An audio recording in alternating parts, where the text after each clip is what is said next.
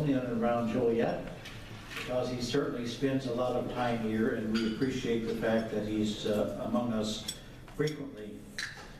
He is, first of all, a scientist and a businessman who represents the 11th District, serves on the House Committee of Financial Services, a position that he also held in the 110th and 11th Congress, and participated in the creation of some significant financial legislation back when things were not percolating as they are today and did before. He began his business career at the age of 19 when he and his brother co-founded Electronic Theater Controls, a company that manufactures over half the theater lighting that's used in the United States. So he has experience as a business person, and we appreciate that very, very much. He lives in Naperville. His wife is also a physicist. They have 2 grown children. And another interesting note, his father was a civil rights attorney who wrote much of the language behind the Civil Rights Act of 1964. So Bill, welcome so very much to Joliet.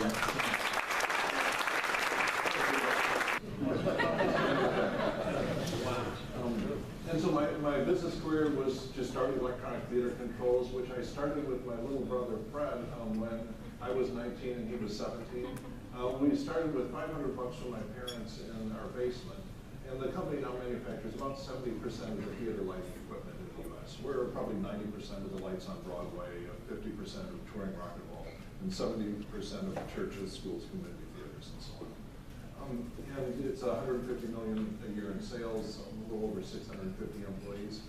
My brother runs the business, and I was actually bought out in 2007 by my partners because when I went into politics, because I did not want to be casting votes that affected my net worth.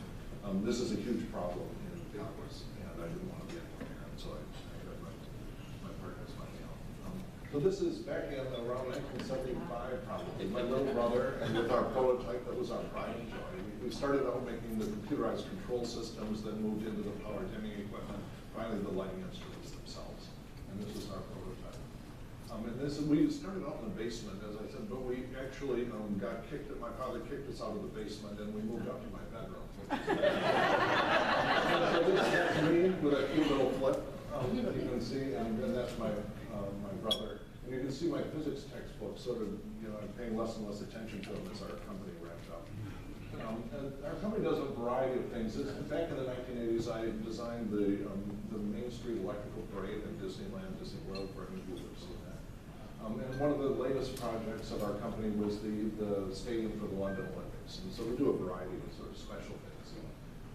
This is the company today. When we got our first contract, we moved into a little tiny metal shed in a cornfield, and now it's a great big metal building in a cornfield. It's in suburban Madison. And we do essentially all of our manufacturing in the Midwest, which I'm very proud of. It's not trivial to keep that manufacturing in the Midwest.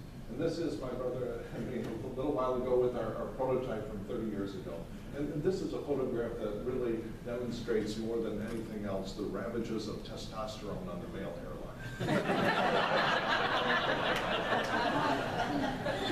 So I ran the company for a while, and then returned to Harvard, got a PhD in high energy particle physics, which is where I spent most of my career, working at Fermilab, the big lab north of Aurora, one of the 2 labs, Argonne and Fermilab are the 2 big national labs in the area.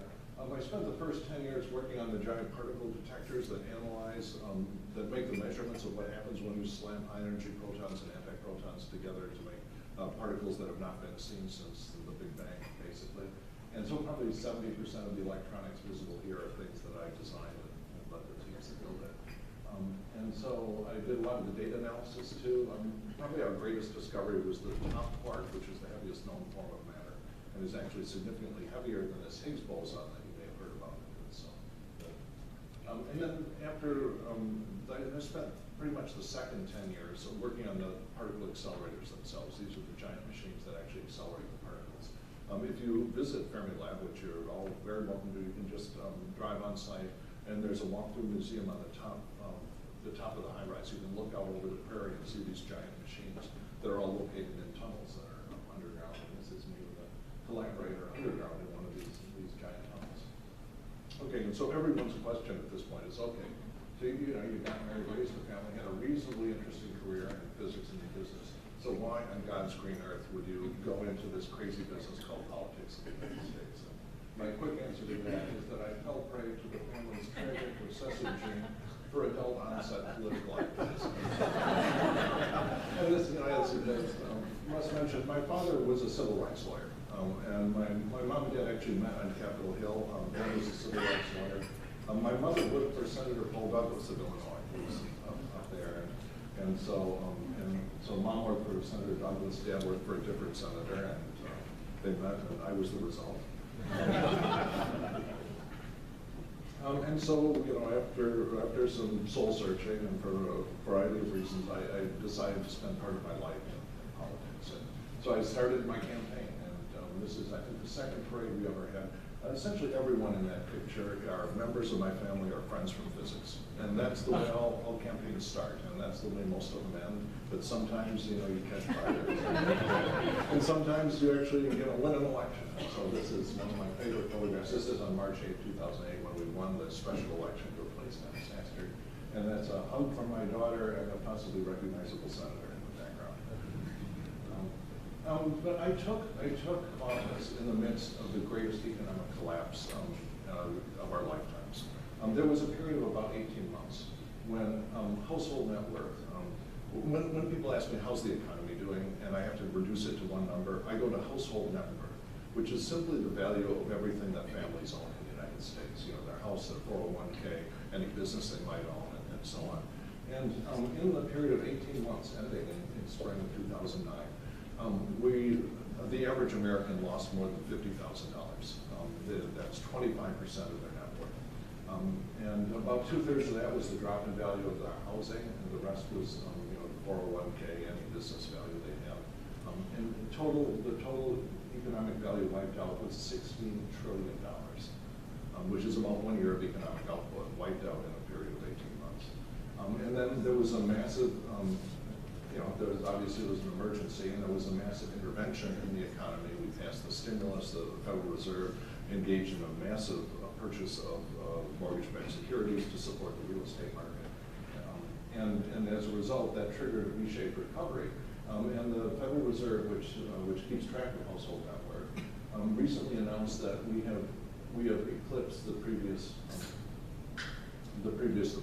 levels. And so that as a result of this intervention, there was a V-shaped recovery that continues today.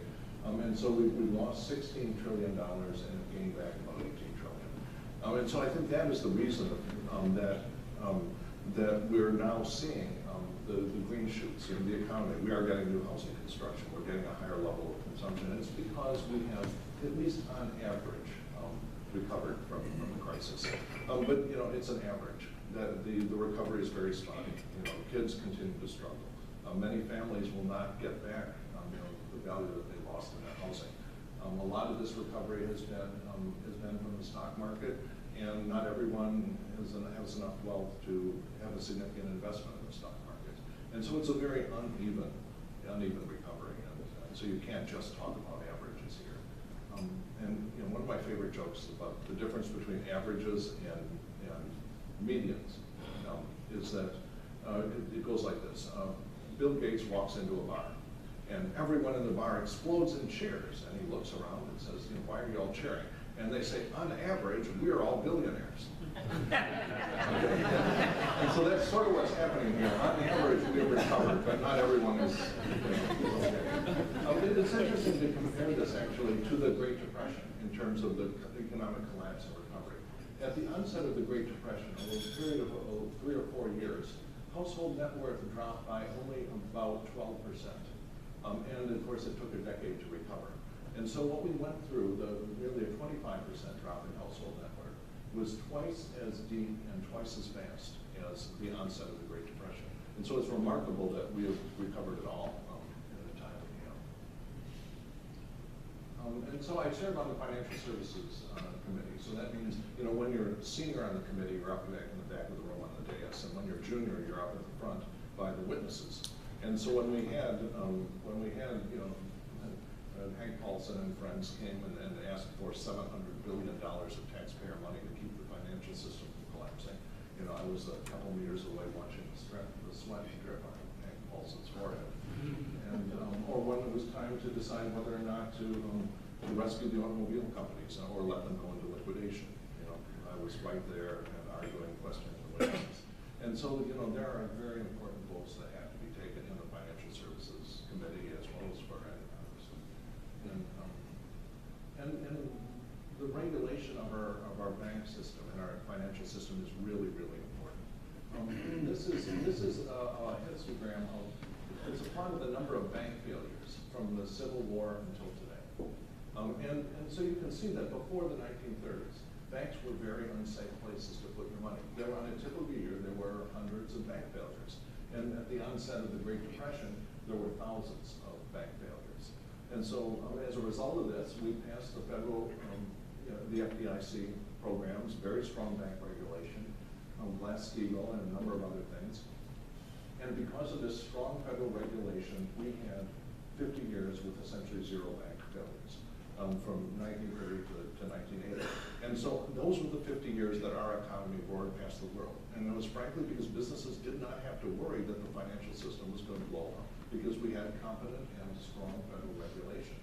And so then we decided in our wisdom around the 1980 that, oh, well, everything's working so well, we could deregulate. We were rewarded by the savings and loan crisis, which, you know, people kind of forget how big a deal that was. But if you say, how much did the taxpayer lose in the savings and loan bailout? It would be about $500 billion in today's money. So it was an enormous taxpayer-funded bailout, largely going into savings and loans in California and Texas. And so then, of course, we had another wave of deregulation. We have been rewarded by the last crisis, and that's what we're living through the aftermath of. And so, just if you step back and look at in the last 20 or so years of U.S. economic history, you can sort of identify three separate periods. There was the period from about 92 to 2000 where we had very strong economic and job growth. We were actually paying down the debt at the end of this by about $200 billion a year. We were in fact on schedule to pay the debt down to zero by about 2007 if we had simply continued these policies. And starting in 2001, we had a number of important policy changes. Deregulation and a bunch of, I think, unwise trade policies that were enacted about this time. This resulted in job stagnation and the eventual collapse of our economy, and also an explosion of the federal deficit. At the end of this time period, the federal deficit had ballooned up to $1.2 trillion every year. And then since 2009, we've had this reversal and a slow grinding recovery. And the federal deficit, largely as a result of the recovery, is about half of what it was a few years ago. And this is just one, if you just look at total jobs in the United States, it's one measure of this. And this is this period I talked about where for 8 straight years we had uninterrupted job growth, 22 million jobs in about 8 years. And if we simply continued those policies, we would be up today around 160 million jobs in this country. But we changed the policies, and as a result, for 8 years there was a period where the job growth in this country was zero. There were actually slightly fewer jobs at the end of this 8-year period. We have then, because of the strong intervention, turned that around, and we're now growing jobs at about the same rate that we had during the Clinton years. But the problem that our economy is facing is that even though we're growing jobs again, there is a job gap that's opened up of roughly a little more than 20 million jobs in this country due to the lost time in this period. And then that's why the recovery is being so slow. It's not going to be an easy thing to get back and then it may actually be impossible to get back the time that we lost when we were not growing jobs for 8 years. In manufacturing, the situation was even more grim. In manufacturing, actually, we have had very steady manufacturing employment from the time I started my company back in the 70s until the early 2000s. You know, in good times and bad, Democrats, Republicans, didn't matter. You had about 17 or 18 million employed in U.S. manufacturing.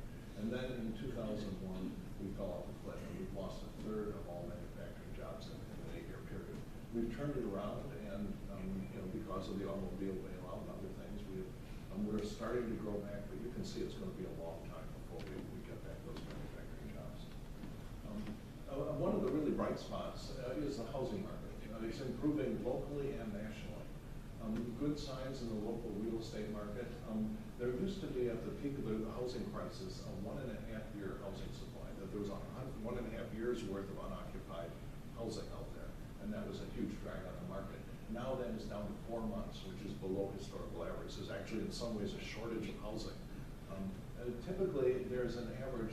I was at a big realtors town hall meeting, and they told me that there was an average of 5 bids on every house that's come up for sale. And this is sort of in the northern Wilson Beach area. And so 80% of sales now are normal sales, and foreclosure and short sales only amount to 20%. And that's also a huge change. It used to be the majority of housing sold were short sales and foreclosures. And so prices are obviously stabilized and now slowly rising. And new constructions we've started. I mean, you drive around and you see Tyvek for the first time in a long time. One of the things that drives me nuts about politics in the United States is the way that both parties will sit there and just make up stories and not even bother to check whether the facts are right or not. One example of this, the whole debate over gas prices and drill baby drill and all this sort of stuff. And if you listen to the Democrats, you'd say, Bush and Cheney during all the time they were in power were just, raping the environment and drilling everywhere and turning our whole country over to the oil companies. But if you actually ask this is active oil rigs, how much drilling was going on in the United States during the 8 years that these gentlemen were in charge, the answer is it was essentially unchanged. They just continued. There were about 250 active oil rigs at the beginning and at the end of the time they were in office. So the Democratic objections to just drilling like crazy. Interestingly, oil profits were very, very high in this period, but the money was not reinvested in the United States. Those profits were reinvested offshore. And then, of course, if you listen to the Republicans, Obama was clearly going to shut down all oil drilling, right? Because he's an environmentalist and so on. And so if you say, now what are the actual numbers? Oil drilling has increased 6-fold since President Obama has taken over. And so that, just everything that both the Democrats and the Republicans are saying about this whole debate is not backed up by numbers. And so that's one of the advantages and disadvantages in being a physicist in Congress, because you tend to go nuts when you see these things. Okay, so the next steps in our economic recovery that I think have a reasonable shot of actually happening. There's the Marketplace Fairness Act, comprehensive immigration reform. Fixing the problem that Illinois is an enormous donor state. That's a reference to the fact that about $20 billion flows out of Illinois every year in our dealings with the federal government, that we pay about $20 billion more in taxes than we get back in federal spending. And then STEM workforce training, which is not, that's something that we have to do for long-term economic productivity. So the Marketplace Fairness Act is a response to the fact that competition from the internet, which doesn't typically pay local sales taxes, local or state sales taxes, is an increasing problem for the real brick and mortar retail businesses. The Marketplace Fairness Act provides a simple and fair way for collecting local sales taxes for internet retailers. Essentially a piece of software. It says, oh, you're shipping a product that was purchased on the internet to this address. Here's who you have to pay the sales tax to. So it levels the playing field. You're not in a situation where people go into a showroom to look at big screen TVs, and they choose the model they want, and then they go onto the internet and they buy the same thing and avoid paying sales tax on it. And so this is because of it levels the playing field. It's been very strongly endorsed by the Illinois Chamber of Commerce, Naperville Chamber, chambers all over. And the Joliet. And policy. And interestingly, there's another thing that's not so often talked about, is that major internet retailers like Amazon are refusing to set foot in Illinois and other large states. What they do is that they sit in small states like Kentucky, where there are not that many customers, and then they ship products into Illinois, not paying sales tax in Illinois. And so that Amazon will not go to a trade show in McCormick Place, for example, because that will establish a footprint in Illinois, and then they'll all of a sudden have to pay sales tax. And so when we pass the Marketplace Fairness Act, then the big internet retailers like Amazon will look at the map and say, hey, we really ought to have a big distribution center in the Chicago area. And it's pretty obvious that we're a really strong candidate for that.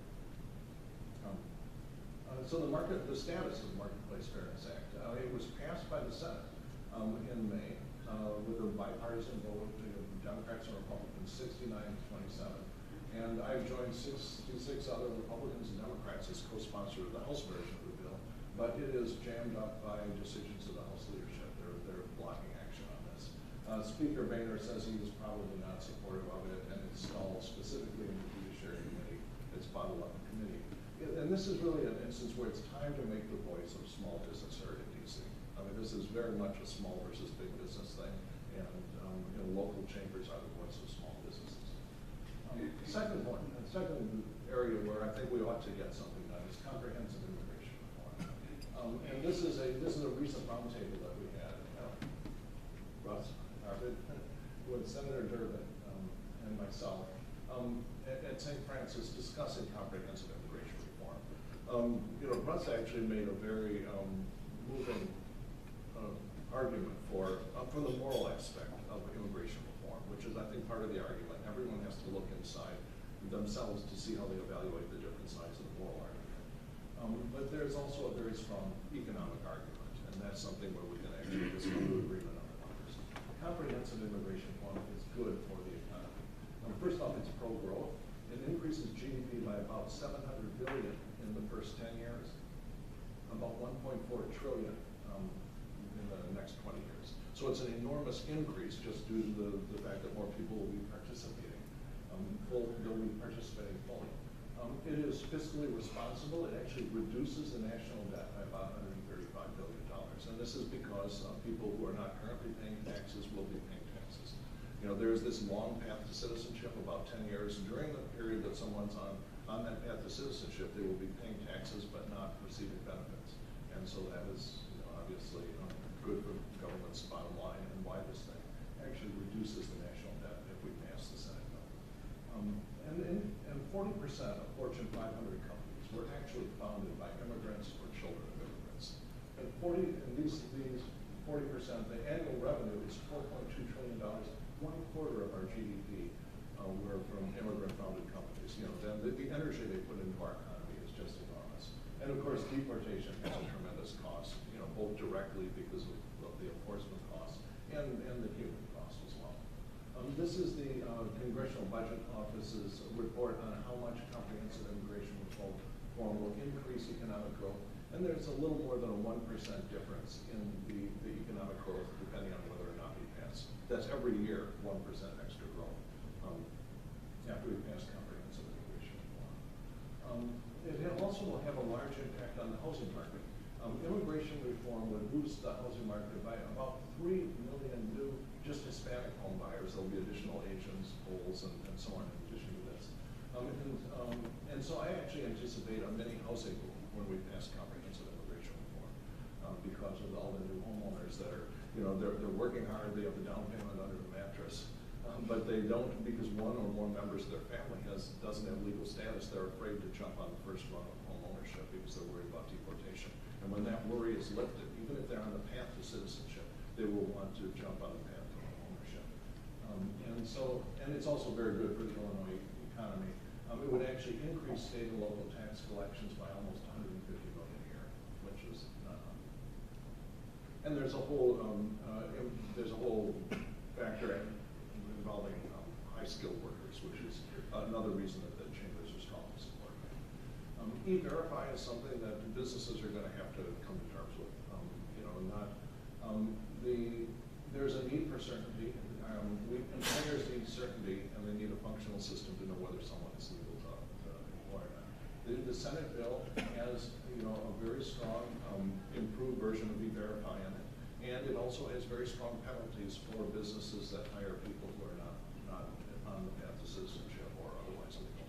And so this is something that people will have to think clearly, because it's going to level the playing field. You will no longer have to worry about competition from one of your competitors who's hiring illegal people and often underpaying them. And so leveling the playing field is one of the strongest reasons why this is an essential component of this. And the status now of immigration reform. Well, first off, this is sound like a broken record here, but the Senate passed it. It's interesting. The Senate used to be somewhere where we would send good legislation to die.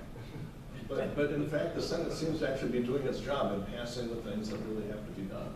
And so they passed comprehensive immigration reform in June with a bipartisan vote of 68 to 32. And again, the Republican House leadership is blocking action on this. They've said they may attempt to pass small fragments, but not so far, including any path to citizenship. And this is what Senator Durbin was bringing up when he came down for the roundtable that we had in St. Francis. And what's happening here is that the House leadership is simply hostage to the extreme right wing of the Republican Party. And it is time, once again, to make the voice of businesses heard in D.C. on this thing. We are 5 days away. At any point in time, when Speaker Boehner simply brings up the Republican bill for a vote, it will pass with a bipartisan majority in the House, I believe. And when it passes, President Obama said he would sign it. And so that could happen 5 days after Speaker Boehner makes that decision. And he will make that decision only if he has heard from every church group and every business group and all of his normal constituencies that it's time to get this done. Now, one of the big issues for me is the issue that Illinois is what's called a donor state. Every year, the citizens of Illinois pay about $20 billion more in federal taxes than Illinois receives in federal spending, so that we only get back about 75 cents on the dollar of all federal taxes. That multiplies out to $1,800 per person per year in Illinois. It's an enormous number and a huge drag on our entire economy. And the major components of this difference are, first off, military spending, which tends to land in southern coastal states, where you have both unneeded military bases and big weapon systems that tend to steer their money there. Government spending in Northern Virginia, Maryland, and D.C., there's a huge lump of spending there that doesn't land in the Midwest.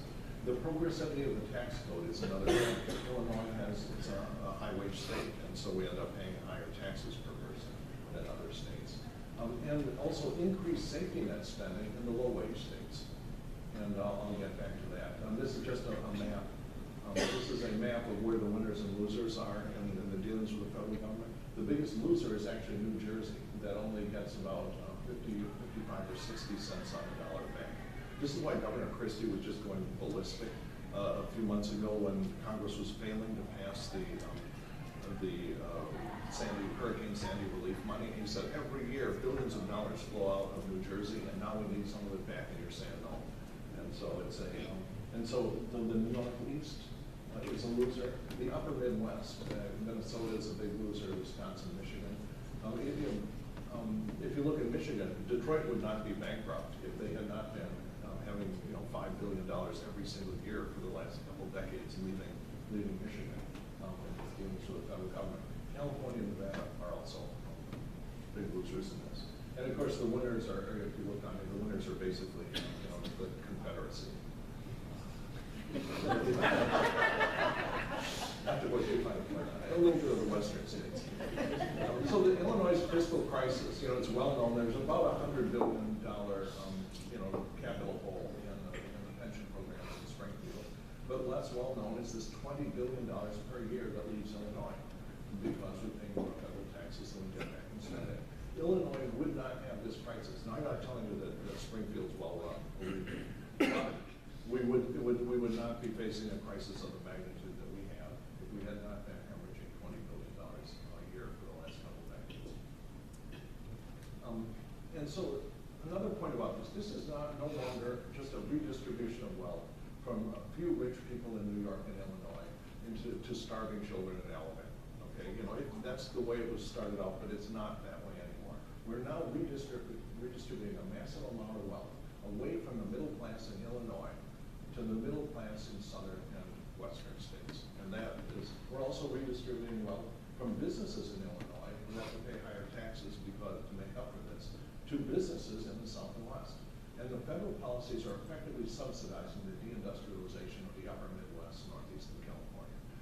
What's happening is that we're having factories lured out of Illinois with a promise, you can go down to Kentucky or wherever and pay poverty level wages. And so the factories move down to Kentucky, they pay poverty level wages, and then they expect the taxpayers of Illinois to pick up the tab for the increased Medicaid and food stamps and Head Start and all of the other safety net spending that's a reflection of the fact that they're paying poverty level wages in those new states. And that is not okay with me at many levels. And so it's one of, all right, so what do you do about this? All right.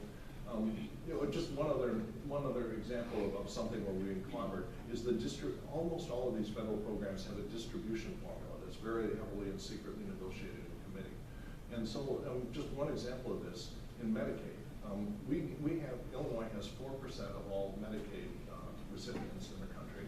We get 3% of all money. That number is about $1 billion a year that Illinois is getting worked out of.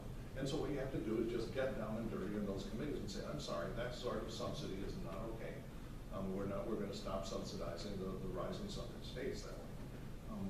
And another thing that I'm attempting to organize is to set up a donor states caucus. You simply band together the other states, there are about 15 of them that are being rooked this way in our dealings with the federal government, band together and say, I'm sorry, once or twice a year when some big piece of legislation has to move, we're going to stand up and hold our votes as a block unless we get some relief on the distribution formulas proportional to the degree to which we are a donor state. And I think that, that even if we claw back part of the $20 billion, it will make a huge difference to the financial health. Okay, the last major thing I want to talk about is workforce, and particularly STEM education, which is something I'm strongly. That down there is something that's just been built on one of these 3D printers, and so I'm trying to get kids exposed to as much advanced manufacturing technology at as early an age as we possibly can, because first off, they love it. Just look at those faces. And we've introduced the National Fab Lab Network. A Fab Lab is a set of rapid prototyping equipment that is developed at MIT, and you just set up this equipment in a storefront and let kids come in and play on the machines. They can build anything they want. This Fab Lab network, there's a roving Fab Lab that just came through. It's actually, today's the last day at Joliet Junior College, so any of you that take part of the afternoon off can wander down there and see exactly what this sort of high-tech manufacturing thing are. And at some point you also have to spend money, and so I am the lead sponsor of the 21st Century STEM Competitive Jobs Act. We have a big rollout of this legislation. It establishes a competitive grant system that will actually deliver money to programs where you have a collaboration between businesses and educational institute and support networks for children. So you can actually make sure you have a program that really works. And I'll skip over that. And just, the last thing is that Will County infrastructure, it's naturally an important transportation hub. And we have the opportunity to really grow capacity with both the Iliana Expressway and the South Suburban Airport.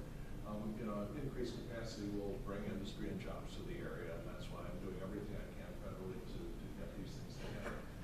And the final note that if we in fact pass the Marketplace Fairness Act, we have the opportunity to attract distribution centers like Amazon.com. And the moment that passes, we need a full court press to make sure that all of the Amazon.coms of the world locate in Will County. Thank you all. Do you think a decision on that Marketplace Fairness Act is going to take place? It's another situation where Speaker Boehner could just say, bring up the Senate bill. He could just tell his guys to do it.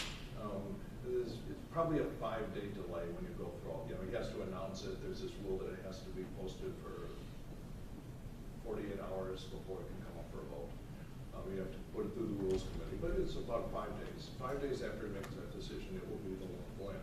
If he wants, he could also bring up a House version, argue through, move it through committee, have it amended.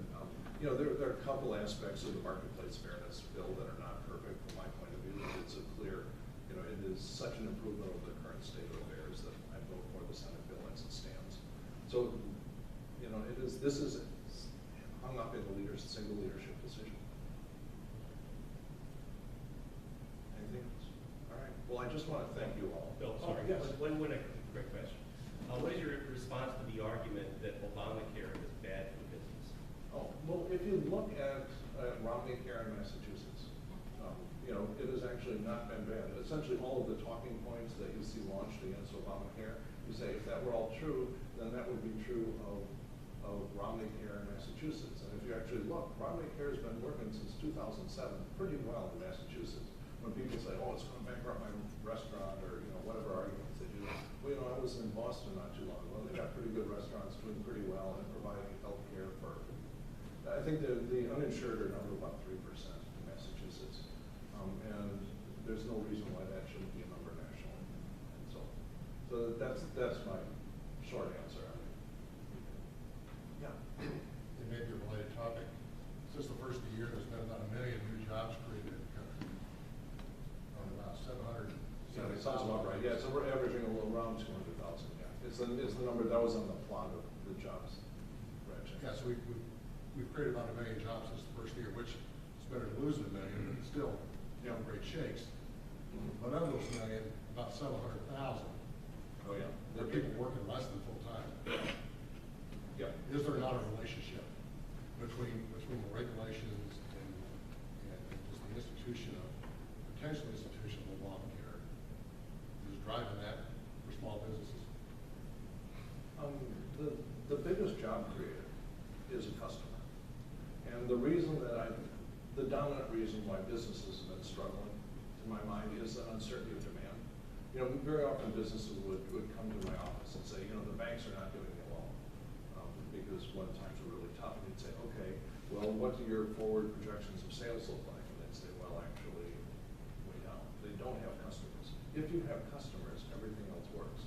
And customers come from the middle class. And so the fact that the middle class was wiped out in the housing bust, you know, that was huge, is the single biggest factor in our economy. It's the missing demand. And I think that is more important than anything.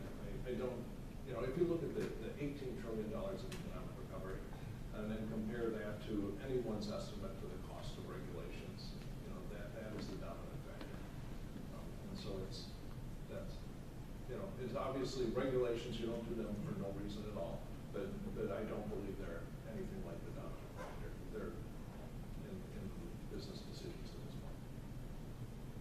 Anyway, so now I'm definitely late, and I just want to thank you all. No, thank you.